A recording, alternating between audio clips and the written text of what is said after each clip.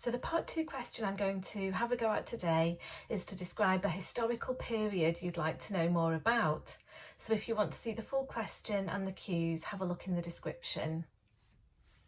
Now, I wouldn't really describe myself as a history buff.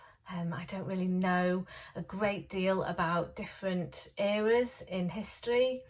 However, there is one period in particular that I would love to learn about, and that's the Tudor period in England.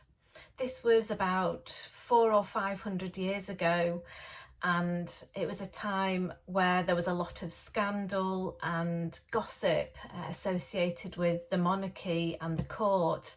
And one of the kings who is still quite famous today and has a lot of documentaries and dramas made about him was King Henry VIII. He was renowned for having 6 different wives throughout his life. And I think, he also suffered from a lot of different ailments, and there were conflicts in England at the time. So that whole era would have been really intriguing to learn about, and I think it would have been great to be a fly on the wall at Henry VIII's court.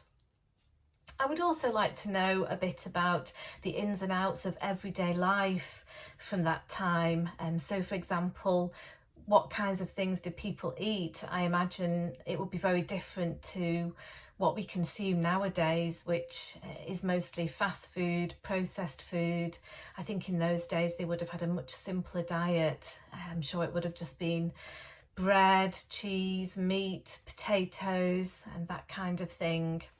And also the clothes would have been, really different. They would have had fabrics that were kind of nothing like the types of material we use today. They wouldn't have worn jeans, for example, and the women would have mostly worn dresses or skirts, and it wouldn't have been made out of anything like silk or satin unless you were very rich and perhaps a member of the aristocracy, and people would have just worn quite simple, straightforward attire.